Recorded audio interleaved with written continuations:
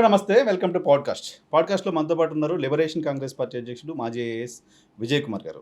విజయ్ కుమార్ గారితో మాట్లాడదాం. ఆంధ్రప్రదేశ్‌కి సంబంధించిన తాజా రాజకీయ పరిణామాలు, ఆంధ్రప్రదేశ్‌లో కూటమి సర్కారు అమలు చేస్తున్న విధానాలు, కూటమి సర్కారు ఎటెళ్తోంది, ఎలా వెళ్తోంది, రాజకీయ పరిణామాలు కూడా. సార్ నమస్తే. Welcome to. నమస్తే. సార్ ఆంధ్రప్రదేశ్‌లో 10 నెలల కూటమి సర్కారు ఎలా ఉంది అంటే ఏంటి సార్ చెప్తారు? ఇచ్చిన మాట నిలబెట్టుకోవడానికి ఎలాంటి ప్రయత్నం చేస్తున్నారని అనిపించడం లేదు అని చెప్పాల్సొస్తుంది. ప్రయత్నం కూడా కనిపించట్లేదా? యెస్. ఆ! ఎందుకనంటే వచ్చినటువంటి నిధులు ఏమున్నా కూడా ఆ నిధులు దీనికొచ్చినాయి, దానికొచ్చినాయి అని లెక్కలు చెప్తున్నారు. హ్మ్. దాన్ని నేను సంక్షేమానికి ఇవ్వలేమని నేరుగా ముఖ్యమంత్రే ప్రకటన చేస్తూ ఉన్నారు. హ్మ్. సంపద సృష్టిస్తామని చెప్పి హ్మ్. ఉన్నటువంటి సంపద కూడా కోల్పోయే పరిస్థితి తీసుకెళ్తున్నారు. ఎలాగంటే హ్మ్. అప్పులు అనేకంగా చేయడం వల్ల ఆ భారం ఎప్పుడైతే ప్రజల మీద పడుతుందో హ్మ్. వాళ్ళు సంపద కోల్పోతున్నట్టే కదా. అంతే కదా! అంటే ఎన్నికల ముందు చెప్పిన మాటలకి, హ్మ్. ఎన్నికల తర్వాత మాట్లాడే మాటలకి, చేసే చేతలకి హ్మ్. ఎలాంటి పొంతన కనిపించడం లేదు. హ్మ్. ఆ ధైర్యం ఏమిటి? ఎందుకు ఇలా చేస్తున్నారు అనేటువంటి హ్మ్.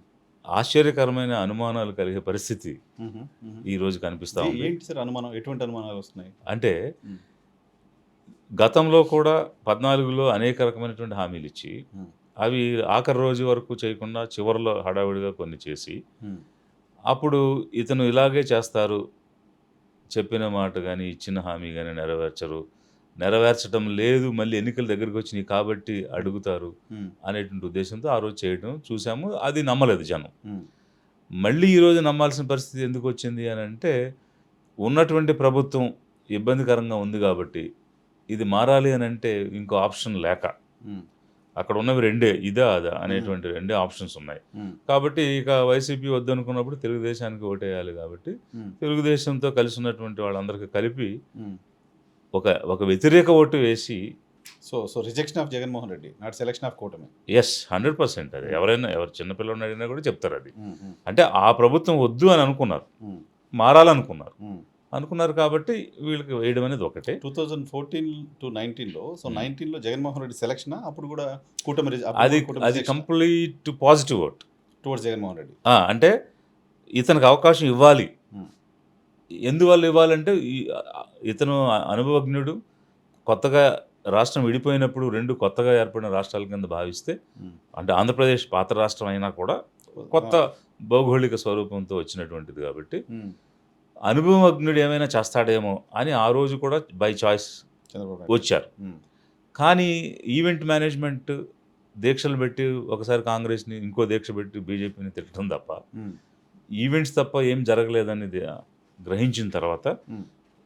జనంలో ఉండి ఎన్నో విషయాలు, ఎన్నో హామీలు ఇచ్చి చేస్తానని చెప్తున్నాడు. ఒక్కసారి చూద్దాము అనేటువంటి ఆలోచనతో ఒక సెలక్షన్ లాగా జరిగింది ఆ రోజు. హ్మ్. బట్ అది అనుకున్న రీతిలో లేదనేటువంటి ఉద్దేశ్యంతోనే మళ్ళీ దాన్ని వదిలిపెట్టాలనేటువంటి ఆలోచనతోటి ఈ ప్రభుత్వాన్ని మార్చాలనేటువంటి ఉద్దేశంతోటి, అంటే 19లో మే అది జగన్మోహన్ రెడ్డికి కావాలని వేసిన కావాలి. ఓటు. అప్పుడు ప్రభుత్వం రిజెక్షన్ 2. 2 జరిగినాయి. హ్మ్. మొన్న మధ్య 24కొచ్చేటప్పటికి పోవాలి అని వేసినటువంటి ఓటు. సో, మీరు ఇంతకుముందు చెప్తున్నట్టుగా హామీల అమలుకు దిశగా ప్రయత్నం చేయట్లేదు. 14-19 అట్లయితే ఎలక్షన్ ముందు కొన్ని హామీలు ఏదో చేశారు. జనాలు నమ్మలేదు అని చెప్పారు. ఎలక్షన్ ముందు కాకుండా 5 సంవత్సరాలు కొన్ని హామీలు 99% సంక్షేమ కార్యక్రమాలకు సంబంధించిన హామీలు అమలు చేశారని జగన్మోహన్ రెడ్డి చెప్తున్నారు. హ్మ్. ఎందుకు జగన్మోహన్ రెడ్డి నమ్మలేదు మరి? చంద్రబాబు నాయుడు అంటే ఎలక్షన్ ముందు ఇచ్చారు కాబట్టి నమ్మలేదు. జగన్మోహన్ రెడ్డి కంటిన్యూస్‌గా 5 ఏళ్ళు సంక్షేమ కార్యక్రమాలకు సంబంధించిన హామీలు నెరవేర్చారు. ఎందుకు జనాలు నమ్మలేదు? వైసీపీ జగన్ గారి విషయం అయితే అది నమ్మకంకి సంబంధించింది కాదది. హ్మ్. హ్మ్. ఎన్నికల్లో ఓడిపోవడానికి కారణం నమ్మకం లేక కాదు. హ్మ్. లేతే ఇచ్చిన మాట చెయ్యడు అనేటువంటి అనుమానంతో కాదు. హ్మ్.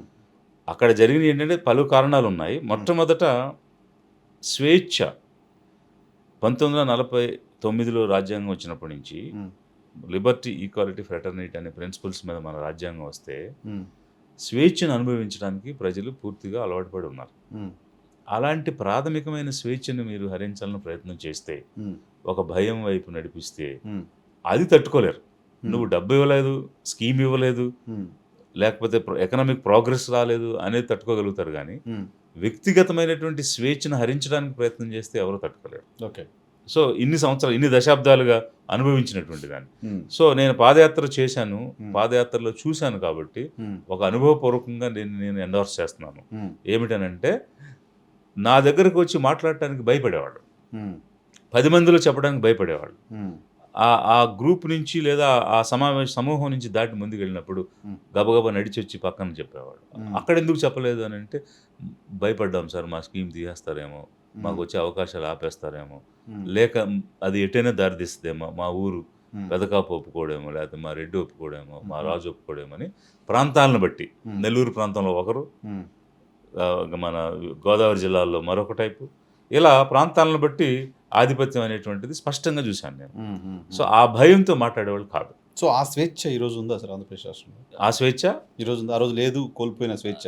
ఆ, స్వేచ్ఛ కోసమే ఓటేశారు అనుకుంటే ఆ స్వేచ్ఛ ఈ రోజు ఉందా? స్వేచ్ఛ కోసమే ఓటేశారు. అయితే ఉమ్, తిరిగి వీళ్ళు అది ఒక వెంజన్స్ పాలిటిక్స్ నడిచింది, ఒక ఒక కక్షపూరితమైనటువంటి పాలన నడిచిందని వీళ్ళు చెప్పారు. ఉమ్, ప్రజలు అందులో కొన్ని చోట్ల దాన్ని ఫీల్ అయ్యారు, స్వేచ్ఛగా ఉంటుందని అనుకుంటున్నారు. కానీ ఇప్పుడు వచ్చిన ప్రభుత్వం కూడా అలాంటి భయమే క్రియేట్ చేయడానికి ప్రయత్నం చేస్తుంది. ఉమ్, అంటే మరీ ముఖ్యంగా ప్రతీకార జ్వాలలు అనేటువంటివి, ఉమ్, ప్రతీకారం తీర్చుకోవటం అనేటువంటిది అతిగా జరుగుతున్నది. ఉమ్, సో దీనివల్ల ఈ ప్రభుత్వానికి కూడా చాలా ఇబ్బందికరమైన పరిస్థితి వస్తుంది. ఎందుకంటే మేము కక్షకు వెళ్ళము, కక్షపూరితమైన చర్యలు తీసుకోమని చెప్పి, ఉమ్, వీళ్ళు చేస్తుంది కూడా కక్షపూరితమైన చర్యలే కదా. ఉమ్, ఉమ్, ఇప్పుడు ఆయన ఎవరు, కృష్ణమురళి గారు ఉమ్, ఎప్పుడో 10 సంవత్సరాల క్రితం ఏదో వీడియో చేశారట, ఉమ్, మాట్లాడారట. ఉమ్, అది ఇప్పుడు చూశాడంట ఈ వ్యక్తి ఎవరో. ఉమ్, అందుకు నేను ఇప్పుడు చూశానని ఇప్పుడు కేసు పెడతాడు. ఉమ్, దాన్ని వీళ్ళు తీసుకుని అరెస్ట్ చేస్తారు. Hmm. అది ఎంత హాస్యాస్పదంగా ఉంది. ఉమ్, ఇట్ ఈస్ ఎ డిజైన్. ఉమ్, అంటే ఒక స్కీమ్ చేసుకుని ఆ స్కీమ్ ప్రకారంగా ఆ వీడియో ఒకరితో చూసినట్టుగా రాయించి అతను వచ్చి కేసు పెడితే వీళ్ళు వచ్చి అరెస్ట్ చేస్తారు. సో ఒకే కేసు 10-15 చోట్ల పెడతారు. ఇది ఇట్స్ ఎ డిజైన్ అంతే. అదే క్లియర్గా అర్థమైపోతుంది కదా. Hmm. వీళ్ళు అనుకుని కావాలని చేసిన, అంటే అధికారం ఇచ్చారు, ఉమ్, దాన్ని ఎలాగైనా వాడుకోవచ్చు, విచ్చలవిడిగా ఉపయోగించవచ్చు. ఉమ్, మనం దుర్వినియోగం చేస్తే అడిగేవాడు ఎవడున్నాడు అని అధికార దుర్వినియోగానికే పాల్పడుతున్నారు వీళ్ళు. ఉమ్, దానికి క్లియర్ ఎగ్జాంపుల్స్ 10 సంవత్సరాల క్రితం, 15 సంవత్సరాల క్రితం జరిగినటువంటి అంశాలను తెచ్చి ఉమ్, ఇప్పుడు కేసులు పెట్టడం, Okay. అయిపోయిన అంశాల మీద ఇప్పుడు కేసులు పెట్టడం, um, um. It's nothing but misuse of power. Misuse of power.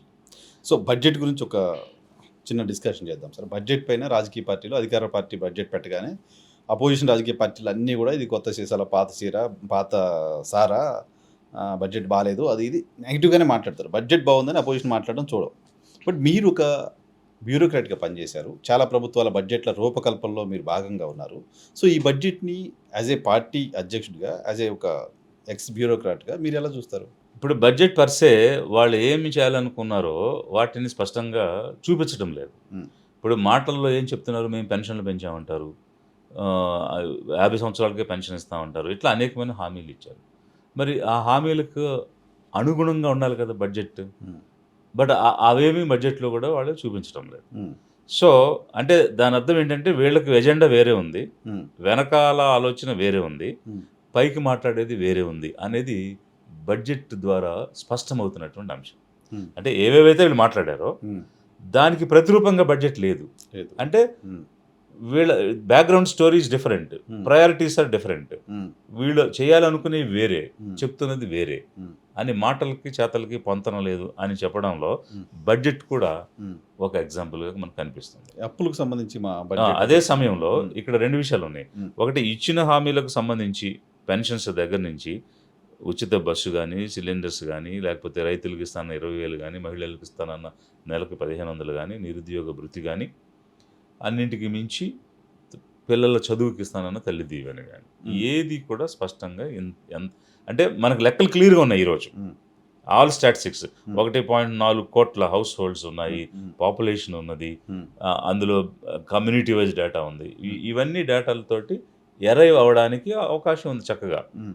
దేనికి ఎంత ఖర్చు అవుద్ది అనేది ఎస్టిమేట్ చేయడానికి క్లియర్గా ఉంది. Hmm. అవి ఉన్నా కూడా అవి పెట్టడం లేదని ఒకవైపు అయితే, ఇక్కడ ఇంకొక విషయాన్ని కూడా ప్రస్తావించాలి. ఏంటంటే ఒక సప్లాన్ అనే దాన్ని 2011లో చట్టం చేశారు. అవును. చేసి షెడ్యూల్ ట్రైబ్ పాపులేషన్ బేసిస్గా Hmm. 15+6% ఇయర్ మార్క్ చేసి ఆ నిధులు వీరికే ఖర్చు పెట్టాలనేటువంటిది జీవో కాదు, అది చట్టం. చట్టం అది.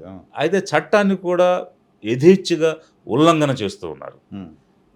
ఒక చిన్న ఎగ్జాంపుల్ చెప్తాను మీకు. యావరేజ్‌గా 2,00,000 కోట్లు ఇయర్లీ బడ్జెట్ అనుకుంటే, హ్మ్. లాస్ట్ 10 ఇయర్స్ రాష్ట్రం విడిపోయినాక 20,00,000 క్రోర్స్. హ్మ్. 20,00,000 క్రోర్స్‌లో పర్ ఇయర్ 21% 15+6% హ్మ్. అంటే 4,00,000 కోట్లు. హ్మ్. 2,00,000 కోట్లు 10 సంవత్సరాలకి 20,00,000 కోట్లు అయితే, హ్మ్. వీరికి రావాల్సింది 4,00,000 చిల్లర కోట్లు రావాలి. హ్మ్. మరి 4,00,000 కోట్లు ఎస్సీ, ఎస్టీలకి ఖర్చు పెట్టారా? ఈ ఎక్కడ ఖర్చు 10 పెట్టలా. హ్మ్. ఖర్చు పెట్టుంటే ఈరోజు మీరెళ్లి గ్రామాల్లో చూడండి. హ్మ్. పూరి గుడిసెలో నివసిస్తున్నారు యానాది కుటుంబాలు. హ్మ్. నేను యాత్రలో చూశాను. హ్మ్. మినిమమ్ హౌసింగ్ లేకుండా అంటే 75 ఇయర్స్ ఆఫ్ ఇండిపెండెంట్ ఇండియాలో హ్మ్. నివసించడానికి ఇల్లు లేకుండా పాములతో, కుక్కలతో, పిల్లులతో కలిపి కాపురం చేస్తున్నారు హ్మ్. అనంటే ఇంతకంటే దయనీయమైనటువంటి పరిస్థితి ఏంటి? హ్మ్. హ్మ్. కనీసం మీ వాటాగా ఇస్తాము అన్న నిధులు కూడా హ్మ్. వారికి ఇవ్వకుండా, హ్మ్. ఖర్చు పెట్టకుండా, చట్టసభలే చట్టాన్ని చట్టాన్ని చేసిన ఉల్లంఘిస్తూ వాళ్ళే హ్మ్. చట్టాన్ని అతిక్రమిస్తున్నారంటే హ్మ్. మరి ఈ ధైర్యం ఏంటనుకోవాలి? హ్మ్. హ్మ్. హ్మ్. ఏ ధైర్యంతో ఈ పనులు చేస్తున్నారనుకోవాలి? హ్మ్. కేవలం లంచం ఇచ్చి ఓటేయించుకోవచ్చు. హ్మ్. డబ్బులిచ్చి ఓటేయించుకోవచ్చు. కాబట్టి ఏమిచ్చినా ఇవ్వకపోయినా ఆ రోజుకి జరిగిపోద్ది. ఇప్పుడు 5 సంవత్సరాలు వెల్‌ఫేర్ అని చెప్పేసి బటన్ నొక్కుతూ గత ప్రభుత్వం పనిచేసింది. హ్మ్. సో, మేము ఒక్కసారి కూడా బటన్ నొక్కడం మానేయలేదు. మేము ఇస్తానన్న డబ్బులు ఇచ్చాము. హ్మ్. వాళ్ళు ఓట్లేస్తారని అనుకున్నాం. సో, బటన్ నొక్కడంలో ఫెయిల్యూర్ లేదు. హ్మ్. కానీ ఓట్లు రాలేదు. హ్మ్. కాబట్టి అతను అన్ని సార్లు బటన్ నొక్కినా ఓట్లు లేనోళ్ళు ఎగ్జాక్ట్‌లీ. ఆ! ఇప్పుడు నేను ఇచ్చిన హామీలు నెరవేర్చినంత మాత్రాన ఓటేస్తారా? కొట్టేస్తారా? వెయ్యరు గదా! హ్మ్. కాబట్టి అతనికే ఎయనప్పుడు నాకెందుకేస్తారు? హ్మ్. హామీలంటే అధికారం రావాలి గాబట్టి ఇచ్చాం. హ్మ్. ఏదో విధంగా పవర్‌లోకి రావాలి. పవర్‌లోకి రావాలి. హ్మ్. అందుకోసం ఎలక్షన్‌లో గెలవడం కోసం హామీలిచ్చేసాం. హ్మ్. సో, అయి చేసినంత మాత్రాన ఓట్లేయరని గత ప్రభుత్వంలో ప్రూవ్ అయింది గదా! హ్మ్. అందుకని ఇప్పుడు చేయకపోయినా ఏం కాదు. హ్మ్. అది వాళ్ళ ధైర్యం. సో, ఆ క్లారిటీ ఉంది వాళ్ళకి. చాలా అంటే ఎస్పెషల్లీ వెల్‌ఫేర్‌లో బటన్ నొక్కడం ద్వారా ఇచ్చిన డబ్బులతో ఓట్లు రావు హ్మ్. అన్నది హ్మ్. గత ప్రభుత్వం ప్రూవ్ క్లారిటీ చేసేసింది. ఉంది. గత ప్రభుత్వం ప్రూవ్ చేసింది. గత ప్రభుత్వం చేస్తే కూడా కాబట్టి ఇప్పుడు నేను ఓట్లేయలేదు. ఇవ్వకపోయినా ఏం కాదనేది ఇప్పుడున్న ముఖ్యమంత్రి గారి ధైర్యం. సో, అమరావతి భజన చేస్తున్నారు. అమరావతికి దాదాపు 30, 40 వేల కోట్ల రూపాయలు పుల్ చేసినట్టున్నారు. సో, అమరావతి నిర్మాణానికి సంబంధించి ఈ స్థాయిలో నిధులు తీసుకురావడం, అక్కడ పెట్టడం దీనిపైన మీ కామెంట్ ఏంటి సార్?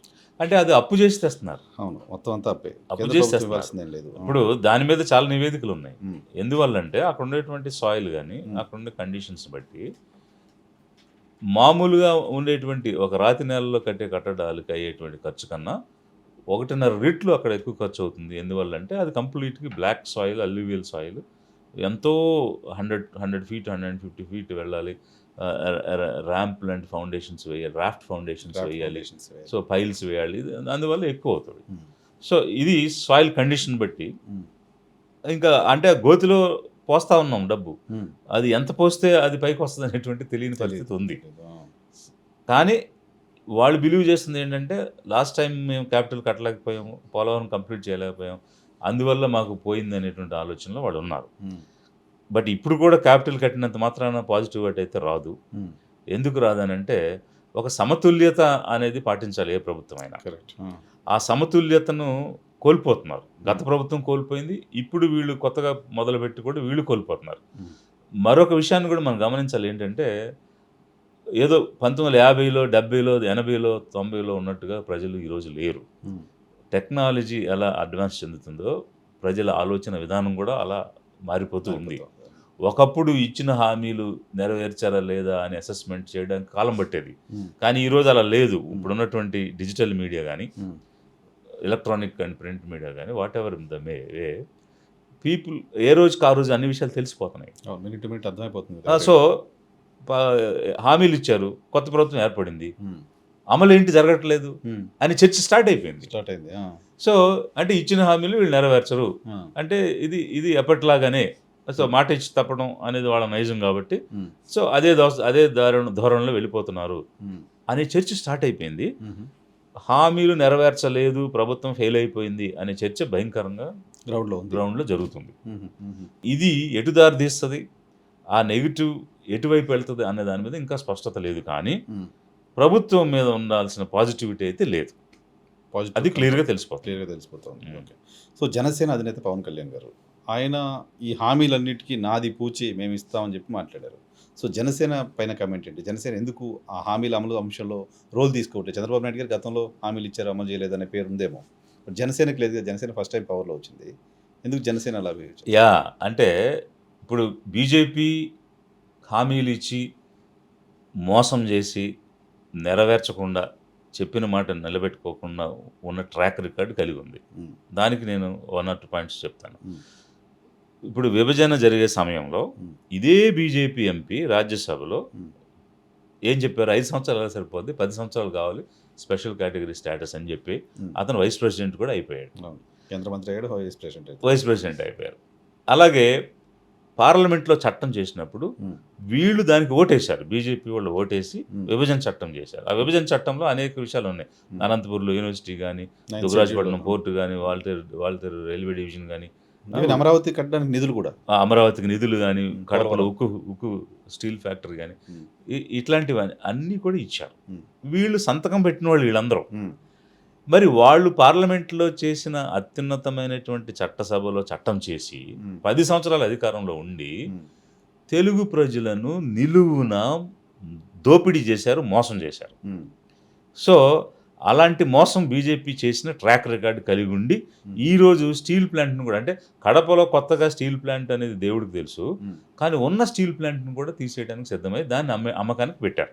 అసలు అంటే ఇప్పుడు నువ్వు తిండి పెడతానని చెప్పి తిండి పెట్టలేదు సరిగదా, నోటి దగ్గర ఉన్న కూడిని కూడా తీసేస్తుంది బీజేపీ, ఎస్పెషల్లీ ఆంధ్ర రాష్ట్ర ప్రజల ఏడల ఆ ధోరణి 10 సంవత్సరాలుగా చూపించింది. స్పెషల్ కేటగిరీ ఇవ్వలేదు, ప్యాకేజ్ అని చెప్పి అది ఇవ్వలేదు, అమరావతికి నిధులు ఇవ్వలేదు, దుగ్గరాజపట్నం పోర్ట్ ఇవ్వలేదు, స్టీల్ ప్లాంట్ పెట్టలేదు, వెనకబడిన జిల్లాలకి బుందేల్ఖండ్ టైప్ ఇస్తానన్న ప్యాకేజ్ ఇవ్వలేదు. అలా అన్ని రంగాలలో అన్ని విషయాల్లో బీజేపీ ఆంధ్ర రాష్ట్ర ప్రజల్ని నిలువున మోసం చేసింది. దానికి లైవ్ ఎగ్జాంపుల్స్ ఉన్నాయి. స్టీల్ ప్లాంట్ ఇప్పుడు లేటెస్ట్ ఎగ్జాంపుల్. ఇది ఒకవైపు అయితే అలాంటి ట్రాక్ రికార్డు ఉన్న బీజేపీకి ఓటు వేయకూడదు. మరి ఇచ్చిన హామీలు నెరవేర్చకుండా ఈవెంట్స్ చేసుకుంటూ ధర్మ దీక్షలని, నవనిర్మాణ దీక్షలని 5 సంవత్సరాలు గడిపిన టీడీపీకి కూడా ఓటు వేయకూడదు.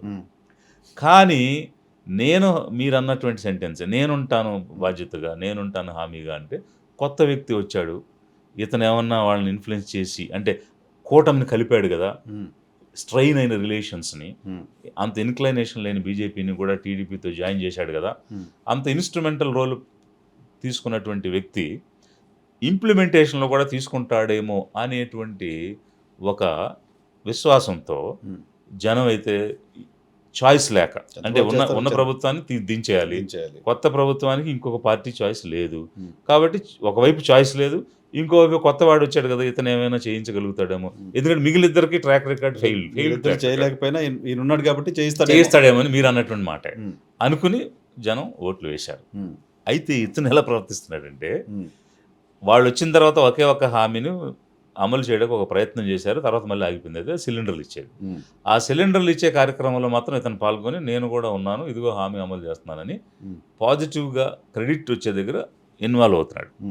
క్రెడిట్ రాని అంశాలు ఏమున్నా కూడా, అంటే ఇప్పుడు మచ్చిమరి తీసుకోండి, పిఠాపురం తీసుకోండి, లేదా రాయచోటు తీసుకోండి, ఎక్కడైతే ఆడపిల్లల మీద అత్యాచారాలు జరుగుతున్నాయో, హత్యలు జరుగుతున్నాయో, వాళ్ళ ఓన్ ఎమ్మెల్యేస్, డాక్టర్లు రంగరాయ మెడికల్ కాలేజ్కి వెళ్ళి వాళ్ళని తిడుతుంటే, వాళ్ళని దుర్భాషలాడి అవమానిస్తూ ఉంటే, వాళ్ళ పార్టీ వాళ్ళే ఆడవాళ్ళని వేధిస్తూ, ఇప్పుడు తిరుపతిలో కానీ ఇట్లా అనేకమైన అంశాలు వస్తే వాటన్నిటినీ సంబంధించి పట్టించుకోకుండా, హోంమంత్రి అనిత గారు మీకు చేత కాకపోతే చెప్పండి, నేను శాఖ తీసుకుంటాను అని క్యాబినెట్ సమావేశంలో 4 గోడల మధ్య మాట్లాడాల్సిన అంశాలు బహిరంగ సభల్లో మాట్లాడుతూ డిఫరెంట్ పిక్చర్ ఇస్తూ తప్పులకు దూరంగా ఉండి డిస్క్రెడిటింగ్ హిమ్సెల్ఫ్, అంటే ప్రభుత్వం చేసే తప్పులకి నాకు సంబంధం లేదు, కన్వీనియంట్గా తప్పించుకుంటుంది. రైతుల దగ్గర మిర్చి రైతులు మాకు గిట్టుబాటు దగ్గర రావడం లేదని ఆయన ఫీల్డ్కి వెళ్ళినప్పుడు అడిగితే, there is an agriculture minister, he will take ఇదని అట్లా ఒక డైలాగ్ చెప్పేసి, అది ఆయన చూసుకుంటాడు, నాకు సంబంధం, సీఎం గారు ఉన్నారు ఆయన చూసుకుంటారని చెప్పేశారు. సో అట్లా, అంటే ఎక్కడైతే ఇప్పుడు ఆడపిల్లలకు సంబంధించి అయితే హోమ్ మినిస్టర్ చూసుకుంటారు, గ్రూప్ 2 ఎగ్జామ్ మాకు అన్యాయం జరుగుతుంది, వీళ్ళు తప్పు నోటిఫికేషన్ ఇచ్చారు, దాన్ని మార్చండి బాబు అని అంటే అది నాకు సంబంధం లేదనేటువంటిది తప్పించుకున్నారు. అలాగే వాళ్ళ సభ్యులే చేస్తున్న దాన్ని అరికట్టడం లేదు. రైతులు అడుగుతుంటే అది నాకు సంబంధం లేదు, అంటే ఏ శాఖ ఏదైనా నాకు సంబంధం లేదని తప్పించుకుంటూ తప్పులు జరిగే దగ్గర. కానీ తనకు సంబంధం లేని శాఖ, దేవాదాయ శాఖ అనేది ఒకటి ఉంది, టెంపుల్ అడ్మినిస్ట్రేషన్ వాళ్ళు చూసుకుంటారు, అక్కడ తప్పులు జరిగినా కూడా వాళ్ళు కమిటీ వేసి నిర్ధారణ చేసి ఎంక్వైరీ చేస్తారు. అక్కడికి మాత్రం వెళ్ళిపోయి సనాతన ధర్మం దెబ్బతింటుంది, లడ్డూ కల్తీ లడ్డు కల్తీ అయిందా లేదా అసలు నిర్ధారణ కాల, ఎంక్వైరీ జరగలే, రిపోర్టర్ రాల, అయోధ్యకు పంపించారు అని తప్పుడు మాటలు, తప్పుడు ప్రచారం. అంటే ఒక మంత్రి స్థాయిలో ఉండి మాట్లాడే ప్రతి మాట విలువైనది అయి ఉండాలి అని, మనం ఇచ్చే ప్రతి సమాచారం ఆథెంటిక్గా ఉండాలి అని కలెక్టివ్ రెస్పాన్సిబిలిటీ క్యాబినెట్లో ఉన్నటువంటి వ్యక్తికి ఉంది రాజ్యాంగపరంగా. వారు చేసినటువంటి ప్రమాణ స్వీకారం ఏముంది అంటే, ఏ సమాచారాన్ని అయినా నాకు తెలియవచ్చినటువంటి సమాచారం ఏదైనా నా అధికార విధులు నిర్వర్తించడానికి ఉపయోగిస్తానే తప్ప ఎక్కడా కూడా నేను దీన్ని చెప్పను, ప్రస్తావన చేయను అని ప్రమాణం చేసి, కనీసం ఎంక్వైరీ కూడా జరగని అంశం మీద లక్షల కొలది లడ్డూలు, వేల లడ్డూలు కల్తీ చేసి అయోధ్యకు పంపించేశారని ఒక బాధ్యతాయుతమైనటువంటి పదవిలో ఉన్న వ్యక్తి కామెంట్ చేస్తాడు. అది కూడా తన మంత్రిత్వ శాఖకు సంబంధించింది కాదు. ఇప్పుడు ఆ రిపోర్ట్ ఏదో కల్తీ జరిగిన నెయ్యి వచ్చింది, దాన్ని వెనక్కి తిరిగి పంపించామని ఈవో చెప్తున్నారు, అంతేగాని లడ్డూలో వాడామని చెప్పలేదు. అసలు వాడలేదు, వెనక్కి పంపించేసిన అంశాన్ని వాడేశారు, అయోధ్యకు పంపించేశారని బాధ్యత కలిగిన మంత్రిగా నువ్వెలా చెప్తావు? అంటే ఒక రోడ్ మ్యాప్ ఇతను తయారు చేసుకుంటున్నారు. ఓకే, ఏమిటా రోడ్ మ్యాప్ అంటే, ఎక్కడైనా ప్రభుత్వం మంచి పని చేస్తే నేను కూడా అందులో ఉన్నాను, ఎక్కడైనా ప్రభుత్వం మీద నిందొస్తే నాకు సంబంధం లేదు అని డిస్క్రెడిట్ చేసుకుంటూ, రేపు ఈ ప్రభుత్వం నుంచి విడిపోయి బయటకు వచ్చేసినప్పుడు ఇదిగో ఈ తప్పులన్నిటిలో నాకు సంబంధం లేదు, ఇది కరప్ట్ గవర్నమెంట్, ఇది తప్పులు చేసిన ప్రభుత్వం, అందులో నేను భాగస్వామిని కాదు, నేను క్లీన్ కాబట్టి అందుకనే ఈ ప్రభుత్వాన్ని నేను వదిలేసి వచ్చేస్తున్నాను అని ఒక రోడ్ మ్యాప్ అతను తయారు చేసుకుంటున్నాడు. ఎస్, అందుకే సంబంధం లేదని తప్పుల దగ్గర ఇన్వాల్వ్ కాకుండా ఉంటూ తనకు కావాల్సిన రోడ్ మ్యాప్కు సంబంధించిన అంశాలు ఏవైతే ఉన్నాయో వాటిలో మాత్రం అవసరం లేకపోయినా కూడా ఇన్వాల్వ్ అయిపోయి, ఇప్పుడు అక్కడ 6 మంది చనిపోయారు, తొక్కేసలాట జరిగి, వాస్తవంగా అక్కడ ఏం చేయాలి? అక్కడ టీటీడీ బోర్డు ఉంది, బోర్డులో ఉన్నవాళ్ళు పద్ధతి మార్చారు. ఎందువల్లంటే అంతకుముందు ఉన్న ప్రభుత్వంలో ఉన్న అంశాల ప్రకారం అందరూ కూడా కొండ మీదకి వెళ్ళేవాడు, తిరుమలకు వెళ్ళిన తర్వాత అక్కడ టికెట్స్ ఉన్న వాళ్ళకి దర్శనం ఇచ్చేవాడు. వీళ్ళు ఏం చేశారు? కొండ మీదకి రావడం, నో టికెట్ నో ఎంట్రీ అని కొత్త సిస్టమ్ ఈ బోర్డు పెట్టి వీళ్ళందరినీ ఆ గ్రౌండ్లో జమ చేసింది. జమ చేసి ఒక్కసారిగా గేట్లు తెరవడం, అంటే గేట్లు తెరవడానికి కారణాలు అన్ని ఇప్పుడు చర్చ కాదు, తొక్కిసలాట జరిగింది. సో అంటే ఏంటి? Failure of the board, inefficiency of the board. నువ్వు ఒక కొత్త విధానం తీసుకొచ్చినాక దాన్ని ఎఫిషియెంట్గా నిర్వర్తించాలి, నిర్వర్తించలేకపోయావు కాబట్టి ఆ బోర్డు సభ్యులందరూ కూడా రాజీనామా చేయాలి. Moral responsibility. ఎక్కడో శ్రీరంగపట్నం దగ్గర తిరుచినాపల్లిలో ట్రైన్ యాక్సిడెంట్ జరిగితే అప్పుడున్నటువంటి లాల్ బహదూర్ శాస్త్రి ఢిల్లీలో ఉండి రిజైన్ చేశాడు. సో ఎక్కడ తిరుచి, ఎక్కడ ఢిల్లీ. నీ కళ్ళ ముందు నువ్వు పెట్టిన బోర్డు దాని నిర్వహణలో లోపం వస్తే బోర్డు సభ్యులతో రిజైన్ చేయించలేదు, పైగా క్షమాపణ చెప్పండి అని ఒక కొత్త తీరు తెచ్చి సీఎం గారు వచ్చి రివ్యూ చేసి ఎవరు తప్పు చేశారు ఎవరు తప్పు చేయలేదని పలానా ఇలా చేయండి అని వాళ్ళకి ఏదో ఒక ఎస్ఓపి ఒక సిస్టమ్ చెప్పేసి వెళ్ళిపోతే, ఈయన ప్యారలల్గా ఇంకో ప్రెస్ మీట్ పెట్టి టీటీడీ చైర్మన్ క్షమాపణ చెప్పాలి, ఈవో క్షమాపణ చెప్పాలి, నేను క్షమాపణ చెప్తున్నా. క్షమాపణ చెప్తే ఏమొస్తుంది? నువ్వు చర్య తీసుకోవాలి కదా. చర్య తీసుకోకుండా అదేదో వాడు చేయలేంది నేను చేశానని అదొక కొత్త థియరియో లేకపోతే ఒక కొత్త డైమెన్షన్ తెచ్చినట్టు జనాన్ని తన వైపు ఆకట్టుకోవడానికి, ఇమోషన్స్తో ఆడుకోవడానికి, సంబంధం లేని విషయాల్లో దూరిపోయి పనిచేయడం. మరి వాళ్ళ జనసేనలు కూడా టీడీటీ బోర్డులో ఉన్నారు కదా, అదే మోరల్ రెస్పాన్సిబిలిటీ ఉంటే నీ క్షమాపణతో పాటు నీ సభ్యులతో రిజైన్ చేయించవచ్చుగా. ఒకవేళ టీడీపీని నువ్వు ఇన్ఫ్లుయెన్స్ చేయలేకపోయి ఉండొచ్చు, బట్ మీ సభ్యులు రిజైన్ చేయొచ్చుగా. అలాంటి మోరల్ రెస్పాన్సిబిలిటీ మీరు తీసుకోరు. అలాంటి చోట మీకు సంబంధం లేదు, పదవి పోవడానికి ఇష్టం లేదు, కానీ ధర్మం, సనాతన ధర్మం అని మతాల మధ్య చిచ్చు పెట్టడానికి మాత్రం మీకు సంబంధం ఉంది. సో ఈ శాఖ కాకపోయినా కూడా బీజేపీ ఎజెండా సార్ ఇది. అంటే ఇప్పుడు ఈ సభ చూస్తే మీకు అర్థమై ఉండాలి కదా, ఆవిర్భావ సభ. ఆవిర్భావ సభ సౌత్ మోడీ నడుస్తున్నారు అంతా. మామూలుగా అతని సభల్లో ఎక్కడ కూడా సీఎం అని అరిచేవాళ్ళు. మరి మొన్న సభలో ఎక్కడ సీఎం అని అరవాలా? మరి ఆ మార్పుని మీరు గమనించారో లేదో? అది మానేసేసి ఒక మాస్ హిస్టీరియాని క్రియేట్ చేయడానికి ట్రై చేశారు. సో ఆ విధంగా చేయడం వల్ల ఏమవుతుంది?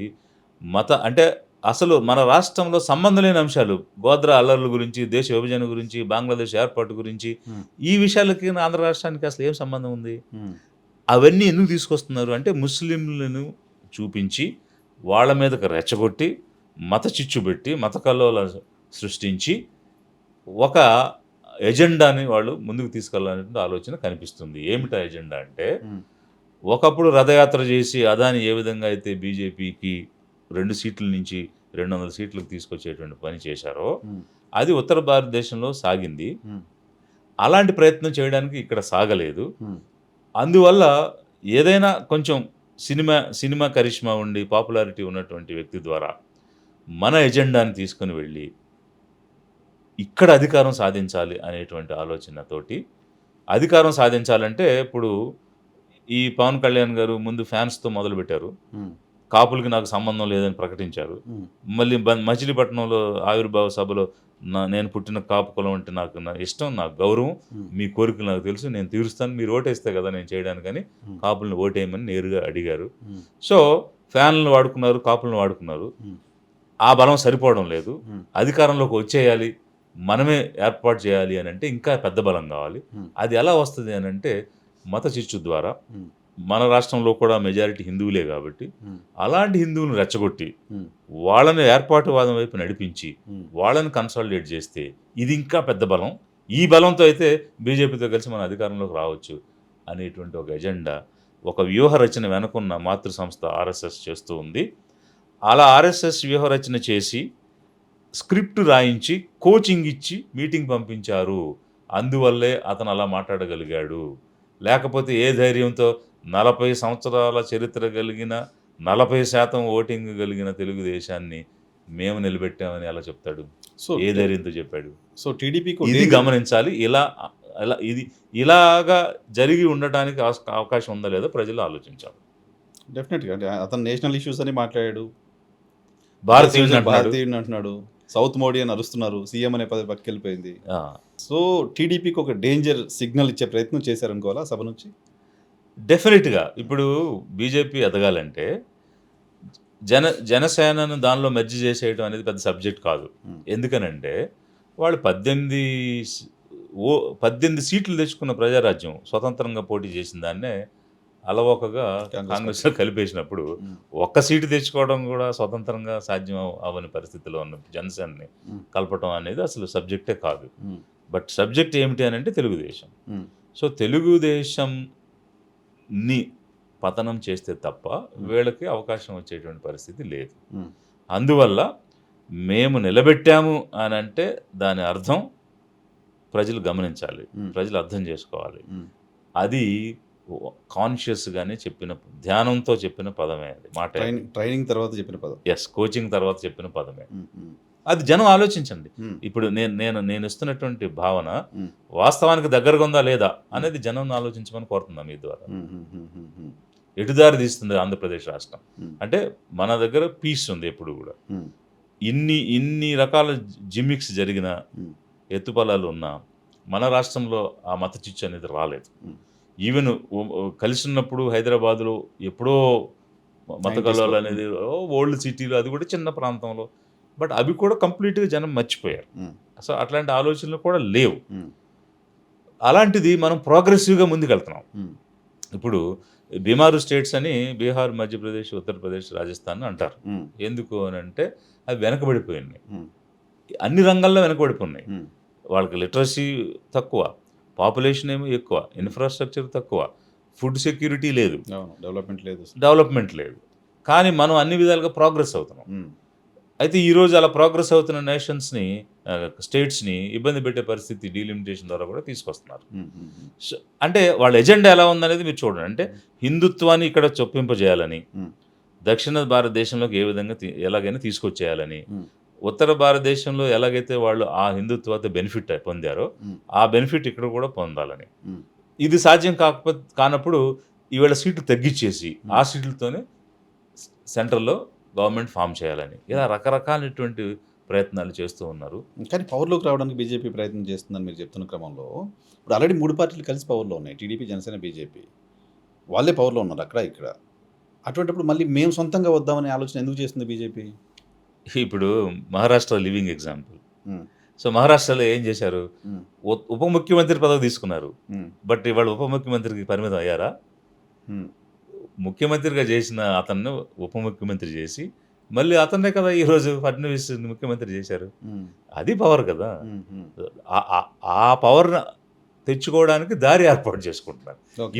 ఇప్పుడు అలా లేరు కదా ఇక్కడ. ఉమ్. అధికారంలో భాగస్వామే, కానీ అధికారం వాళ్ళది కాదు కదా. సో ఉప ముఖ్యమంత్రిని చేయాలనే ప్లాను, మన పార్టీ ముఖ్యమంత్రిని చేసుకోవాలనే మన ప్లాను. పార్టీ నుంచి ముఖ్యమంత్రి అవ్వాలనేది ప్లాన్. మన పార్టీ ఇప్పుడు నుంచి. దేవేంద్ర ఫడ్నవీస్ ఉమ్. ఈ రోజు ముఖ్యమంత్రి అయ్యాడు. ఉమ్. ఎందుకు? గత ప్రభుత్వాన్ని కూల్చేసినటువంటి ప్రాంతీయ పార్టీని మింగేయటం ద్వారా. ఉమ్. సో గత టెన్యూర్లో ఏం చేశారు? ప్రాంతీయ పార్టీతో ఎలయన్స్ పెట్టుకుని ఉమ్. దాన్ని మింగేసి ఉమ్. ఈరోజు వాళ్ళు నేరుగా ముఖ్యమంత్రి అయిపోయారు. ఉమ్. ఉమ్. వాళ్ళ స్ట్రాటజీ ఈరోజు మనకు అర్థం కాదు. ఉమ్. సో ఒక లాంగ్ టర్మ్ విజన్ ఉంటుంది. ఉమ్. ఒక్క రోజులోనే మారిపోవాలని వాళ్ళు కూడా తొందరపడరు. ఉమ్. ఉమ్. సో దాన్ని నెమ్మదిగానే గట్టిగా చేద్దాం అనేటువంటి, స్టడీగా చేద్దాం అనేటువంటి ఆలోచనతో ఉంటారు. ఈ దేశంలో వాళ్ళ ఎలయన్స్లో ఉన్న ప్రాంతీయ పార్టీలన్నీ ఏ విధంగా హరించిపోతున్నాయి, ఏ విధంగా ముక్కలైపోతున్నాయి అనేది ఈ గత 10 సంవత్సరాలుగా చూస్తే కూడా మనకు క్లియర్గా సో అర్థమవుతుంది. తెలుగు రాష్ట్రాల ప్రాంతీయ పార్టీలు కూడా ప్రమాదంలో ఉన్నాయి. ఈవెన్ జనసేన మెర్జ్ అయిపోవాలి, టీడీపీ కిల్ అయిపోవాలి. దట్ ఈస్ బీజేపీ అలయన్స్లోకి వెళితే ఖచ్చితంగా ప్రమాదంలో పడినట్టే. అది గత 10 సంవత్సరాలుగా మన కళ్ళ ముందున్న లివింగ్ ఎగ్జాంపుల్, సాక్ష్యాలు. అకాలీదళ్, శివసేన లాంటి హిందూ ఓరియంటేషన్ ఉన్న పార్టీలు కూడా మిగలలేదు. ఆఫ్టర్ మరి వీటి పరిస్థితి ఏమిటి? ఇది తెలుగు ప్రజలు ఆలోచించాలి. తెలుగు ప్రజలను నేను కోరేది ఒకటే, అభ్యర్థించేది ఒకటే, మనం మతం మత్తులోకి వెళ్ళొద్దు. మత చిచ్చు పెట్టినా కూడా దాన్ని తీసుకోవద్దు. ఎందుకంటే ఎవరి జీవన విధానంలో వాళ్ళు ప్రశాంతంగా జీవిస్తున్నారు. ఇప్పుడు అత్యధికంగా హిందువులే ఉన్నారు. హిందూయిజం అనేది ఒక జీవన విధానం. ఆ విధానంలో యథేచ్ఛగా, స్వేచ్ఛగా జీవించగలుగుతున్నాం. అన్ని కార్యక్రమాలు మనం చేయగలుగుతున్నాం. ఇప్పుడు అయ్యప్ప దీక్షలు స్వేచ్ఛగా చేయడం లేదా? భవానీ దీక్షలు స్వేచ్ఛగా చేయడం లేదా? పెళ్లిళ్ళు చేయడం లేదా? అన్ని రకాల యాక్టివిటీస్ మనం చేసుకోగలుగుతున్నాం కదా. ఎక్కడ ఎలాంటి ఇబ్బంది రాలేదు కదా. కాబట్టి మత చిచ్చు ద్వారా, మతోన్మాదం ద్వారా అధికారం సాధించాలనేటువంటి ఒక ఆర్ఎస్ఎస్ ఆలోచన విధానం ఏదైతే ఉందో, వాళ్ళు అంతిమంగా ఏంటి? రాజ్యాంగాన్ని మార్చేయాలి, రిజర్వేషన్లు ఎత్తేయాలి. ఇప్పుడు వాళ్ళు మాట్లాడిన రికార్డింగ్స్ ఉన్నాయి. ఆరక్షణ ఖతం కర్ దేంగే, సంవిధాన్ బదల్ కర్ దేంగే అని 420 సీట్స్ వస్తే చేసేస్తామని, 420 సీట్లు ఇవ్వండి, ఇవన్నీ మార్చేస్తాం అని అన్నారు. ఇదేదో 420 లాగా ఉందని జనం ఓట్లు వేయలేదు కాబట్టి హిందూ రాజ్య స్థాపన మా లక్ష్యం అనేది వాళ్ళు ఓపెన్ స్టేట్మెంట్ ఇస్తున్నారు. సో కాబట్టి అలాంటి అడుగులు ఇక్కడ కూడా వేయాలి. ఇప్పుడు ఈ పవన్ కళ్యాణ్ గారిని ఎందుకు కేరళకి, తమిళనాడుకి పంపించారు? తిప్పుతున్నారు కదా. కర్ణాటకకి ఎందుకు పంపించలేదు? బికాజ్ 26లో కేరళ, తమిళనాడు 2 రాష్ట్రాలు ఎలక్షన్కి వెళ్తున్నాయి. ఆ ఎలక్షన్లో క్యాంపెయిన్కి పంపించాలి కదా. పరిచయ కార్యక్రమం చేశారు. ఫస్ట్ ఒకసారి కేరళకి వెళ్ళారు, ఒకసారి మహారాష్ట్ర పంపించారు. మహారాష్ట్రలో ఆయన నిన్న మీటింగ్లో అది కూడా కోట్ చేశారు కదా. మహారాష్ట్రలో నేను వచ్చిన చోట అన్ని చోట్ల బీజేపీ అభ్యర్థులు గెలిచారు అనే విషయాన్ని కూడా సభలో కోట్ చేశారు ఆయన. సో హిందుత్వాన్ని ఏదో రకంగా స్ప్రెడ్ చేయాలనేటువంటిది ఒకవైపు ఆలోచన అయితే, ఈ దక్షిణ భారతదేశం చెప్పిన మాట వినడం లేదు, వీళ్ళు హిందీ వద్దంటారు, మేము ఏం చెప్పినా కాదంటారు, కాబట్టి వీళ్ళకి ప్రాతినిధ్యాన్ని కట్ చేసేసాం అనుకో పార్లమెంట్లో, ఇక వీళ్ళ ప్రమేయం లేకుండా కూడా మన ప్రభుత్వం నడుపుకోవచ్చు కదా అనేటువంటిది జరుగుతుంది. ఇక్కడ నేను కూటమి ప్రభుత్వాన్ని ప్రశ్నిస్తున్నాను మీ ద్వారా. ఏమిటంటే లిబరేషన్ కాంగ్రెస్ పార్టీ అడుగుతుంది, పినరాయి విజయన్, సిద్ధరామయ్య, రేవంత్ రెడ్డి, స్టాలిన్ వీరందరూ కూడా గౌరవ ముఖ్యమంత్రులు. వాళ్ళంతా ఏకమై దక్షిణ భారతదేశానికి అన్యాయం జరుగుతుందని ముక్త కంఠంతో ప్రతిఘటిస్తూ ఉంటే, మన జాతి ప్రయోజనాల గురించి మీరు ఆలోచించకుండా, మాట్లాడకుండా మీరు ఎందుకు నిశ్శబ్దంగా ఉన్నారు? అంటే తెలుగు ఎందుకు మాట్లాడారు కదా. ఏం చెప్పారు? భాష అసలు ఇష్యూనే కాదు, మాతృభాషలో చదువుకున్న వాళ్ళే చాలా అద్భుతాలు సాధించారు, భాష ఇష్యూ కాదు, దాని మీద ఎమోషన్ చేయొద్దు అని చంద్రబాబు నాయుడు గారు అన్నారు. హిందీ భాష మీకు ఇష్టం లేకపోతే హిందీలో సినిమాలు తీయకండి అని పవన్ కళ్యాణ్ అంటున్నారు. హిందీ సినిమాలకి భాషకి ఏంటి సంబంధం? ఇప్పుడు హిందీ భాష ఇండియాకి ఆత్మ అని అమిత్ షా గారు అన్నారు. అంటే మరి తెలుగు, తమిళ్, మలయాళం ప్రేతాత్మలా? ఈ ఆత్మలు కాదా? ఇప్పుడు జనగణమన మనం బెంగాలీలో పాడుతున్నాం, వందే మాత్రం బెంగాలీలో పాడుతున్నాం. అప్పుడు బెంగాలీ ఆత్మ అవ్వాలి, హిందీ ఎట్లా ఆత్మ అవుతుంది? హిందీ మన జాతీయ భాష అని చెప్తున్నారు కదా. సో అంటే హిందీ భాష మాకు వద్దు, ఎందుకనంటే పిల్లలకి బర్డెన్ అవుతుంది. ఎన్సీఆర్టీనే చెప్పింది, ఎక్కువ భాషలు పెట్టి బర్డెన్ పెట్టవద్దు, మ్యాథమెటిక్స్, సైన్స్, హిస్టరీ, సోషల్ ఇట్లాంటివి నేర్పించమని చెప్పారు. కాంపిటేటివ్ స్కిల్స్ పెరుగుతాయి, కోర్ కాంపిటెన్సీ పెరుగుతుందని. సో ఎన్సీఆర్టీ ఇచ్చినటువంటి దానికి వ్యతిరేకంగా హిందీ కూడా నేర్చుకోండి అని ముఖ్యమంత్రి గారు ఎలా చెప్తారు? ఇప్పుడు మాతృభాష కావాల్సిందే, లింక్ లాంగ్వేజ్ కావాల్సిందే. మన మాతృభాష తెలుగు, లింక్ లాంగ్వేజ్ ఇంగ్లీషు చాలు. హిందీ కావాలంటే నేర్చుకుంటారు అవసరమైన వాళ్ళు. But not conditional. కండిషన్ ఎందుకు పెట్టాలి? అలా అయితే ఉత్తరప్రదేశ్ కండిషన్ పెట్టి తెలుగు నేర్పించు, బీహార్ కండిషన్ పెట్టి తమిళ్ నేర్పించు, రాజస్థాన్ మన మధ్యప్రదేశ్ కండిషన్ పెట్టి మలయాళం నేర్పించు. వాళ్ళు కూడా 3 నేర్చుకోవాలి కదా. మనం ఎందుకు 3 అంటే మనం అంత బానిసలమా? అంత ఊడిగం చేయాలా? చంద్రబాబు నాయుడు గారు కూడా హిందీ నేర్చుకోవాలని ఎందుకు అనాలి? తెలుగు నేర్చుకుందాము మన మాతృభాష, ఇంగ్లీష్ లింక్ లాంగ్వేజ్ నేర్చుకుందాం అని అనాలి. కానీ హిందీ నేర్చుకోమని ఆయన వారేలా చెప్తారు? ఎవరెవరు ఇష్టం, బలవంతంగా రుద్దాల్సిన అవసరం లేదు కదా. ఎస్, 4 భాషలు 5 భాషలు పివి నరసింహారావు గారు ఉన్నారు, 14 భాషలు మాట్లాడతారు ఆయన. ఎస్. అయితే నేను ఇందాక ఈ 5 మంది దక్షిణ దేశంలో ఉన్న 5 మంది ముఖ్యమంత్రుల్లో 4 కలిసి మన ముఖ్యమంత్రి ఒక్కరే కలవలేదనే పాయింట్ ఏంటంటే డీలిమిటేషన్. సో ఇక్కడ 24% మనకు ఉంది ప్రాతినిధ్యం పార్లమెంట్లో, దాన్ని 19% తగ్గించాలని ప్రయత్నం చేస్తున్నారు. 32% ఉంది ఈ Bimaru states, Bihar, Madhya Pradesh, Rajasthan, Uttar Pradesh, only 4 states. ఇది 38% పెరుగుతుంది.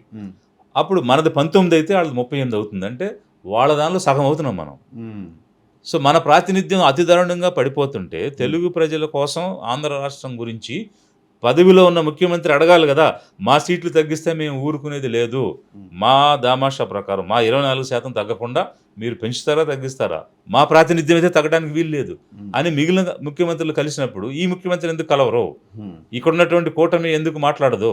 వాళ్ళు అందులో ఎలియన్స్ పార్ట్నర్ అయితే మాత్రం, అంటే మన హక్కులకి భంగం కలుగుతుంటే ఎలియన్స్ అధికారం ముఖ్యమా లేకపోతే జాతి ప్రయోజనాలు ముఖ్యమా? అది ఎందుకు మాట్లాడుతున్నారు? అమిత్ షా స్టేట్మెంట్ కోట్ చేస్తారు, ఆయన సీట్లు తగ్గవు అని చెప్పారు అని. ఎవరు? అమిత్ షా గారు ఏం చెప్పారంటే ప్రోరాటా బేసిస్ మీద ఇస్తాము, అంతేగాని తగ్గించమని చెప్పారు. మీ ప్రోరాటా బేసిస్ అంటే దానికి డెఫినేషన్ చెప్పలేదు ఆయన. ఇప్పుడు 21 సెన్సస్ ఇప్పుడు టేకప్ చేస్తే ఆ సెన్సస్ ప్రకారం 848 సీట్స్ వస్తాయి. 848 సీట్స్ వస్తే 80 సీట్స్ ఉన్న యూపీకి 143 అవుతాయి, 40 ఉన్నటువంటి బీహార్ 79 అవుతాయి, 25 ఉన్న రాజస్థాన్ 50 అవుతాయి, 29 ఉన్న మధ్యప్రదేశ్ 52 అవుతాయి. సో అక్కడ 150 సీట్స్ ఒక్కచోటే పెరుగుతున్నాయి, మనకి పెరుగుతాయి 5-10. బట్ ఫైనల్గా నీకు రిప్రజెంటేషన్ ఎంత అన్నది కదా చూడాలి. సో ఈ రోజు 24%లో ఉన్నాం మనం విత్ 543 సీట్స్. రేపు అది 19కి పడిపోతుంది. మరి సీట్లు పెరిగి ఏంటి ప్రయోజనం?